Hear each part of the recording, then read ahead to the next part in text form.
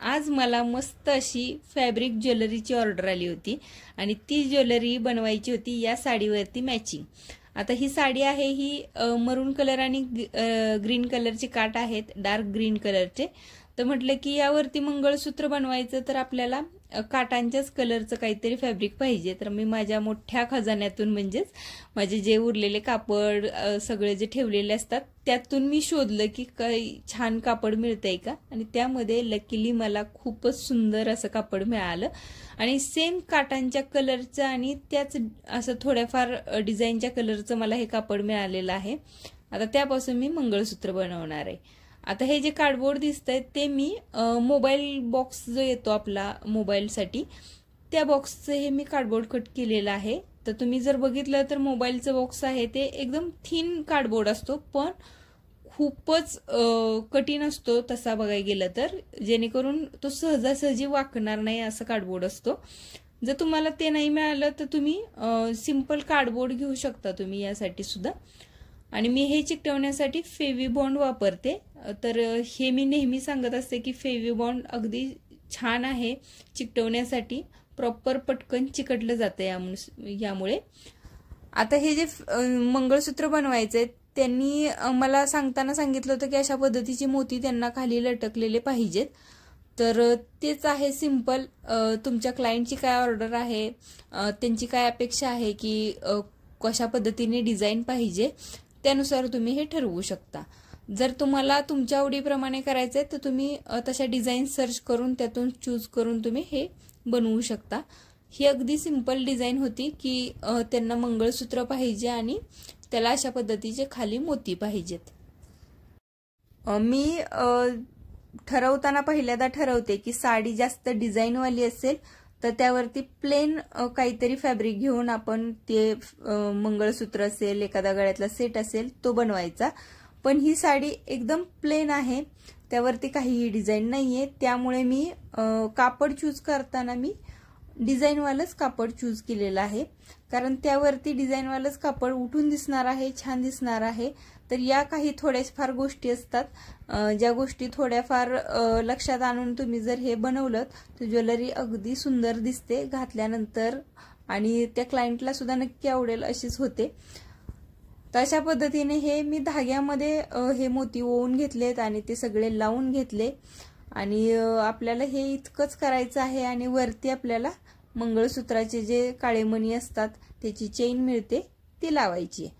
आता ते लावण्यासाठी इथे जम्प रिंग सुद्धा आपल्याला वापरायची आहे आणि ती जम्प रिंग लावण्यासाठी मी इथे वरती 2 होल करून घेणार आहे आणि दोन्ही साइडला जम्प रिंग आपण लावून घ्यायची। ते जे छोट्याशा गोल्ड रिंग येतात त्या लावायच्यात प्रॉपर आपल्याला इथे। तर त्यासाठी मी इथे होल करून घेतलेला आहे आणि ह्या इथे लावून घ्यायच्या आहेत। आणि जो पाठीमागचा भाग आहे जो आपण चिकटवलेला आहे तो कव्हर करण्यासाठी अशा पद्धतीने कोणतेही कापड तुम्ही तिथे लावू शकता। तुम्ही आहे या कपड्यातलं सुद्धा आपण कापड पॅक करू शकता किंवा अशा पद्धतीने अस्तर सुद्धा लावू शकता। आता हे लावल्यानंतर मला थोडंसं मोती आहेत ते पुढे अशा पद्धतीने पाहिजे होते, मग मी थोडासा विचार करून याला थोडासा फेविबॉन्ड लावून एक छोटीशी पट्टी कट केली कपड्याची आणि ती तिथे मी चिकटवून घेतली। या छोट्या छोट्या गोष्टी आहेत, या करत करतच आपल्याला लक्षात येतात, त्यानंतरच आपल्याला कळतं की काय केल्यानंतर कसं दिसणार आहे हे। तर अशा छोट्या छोट्या गोष्टी आहेत त्या मला ज्या वेगवेगळ्या सुचतील ते मी सांगण्याचा तुम्हाला सुद्धा प्रयत्न करत असते। आता आपल्याला बनवायचे आहेत इयरिंग आणि इयरिंग बनवण्यासाठी मी ते सेम कार्डबोर्ड मी कट करून घेतलेले आहेत। साईज मी छोटीशी घेतलेली आहे पण आयत आकारची घेतलेली आहे। आता इथे तुम्ही तुमच्या आवडीप्रमाणे आकार ठरवू शकता। सर्कल जर पेंडंट असेल तर तुम्ही सर्कल शेपमध्ये इयरिंग करू शकता। तर हे खूप सुंदर एकदम छोटंसं आहे इयरिंग, पण दिसायला खूप सुंदर दिसणार आहे। आता मी जे इयरिंग वरती कापड चिकटवलेलं आहे ते मला असं थोडंसं डल वाटत होतं, म्हणजे त्याची डिझाईन जास्त उठून दिसत नव्हती। तर ती दिसण्यासाठी मी सेम कलर मी चूज केलेला आहे, कॉपर कलर, आणि ते थोडासा शेड वरून देऊन घेते। तुम्ही हा कलर दिल्यानंतर तुम्ही दोन्हीतला डिफरन्स बघितला तर तुम्हाला जाणवेल की कलर दिल्यानंतर किती छान ते उठून दिसली डिझाईन ते। आणि अशा छोट्या छोट्या गोष्टी असतात खरं तर की त्या करताना समजतात आणि त्यामध्येच आपण आपली आयडियाज वापरून आपण काहीतरी इनोव्हेटिव्ह करू शकतो. तर मी मंगळसूत्राला सुद्धा सेम मी हाच कलर देऊन घेते आणि म्हणजे सुंदर अट्रॅक्टिव्ह दिसेल.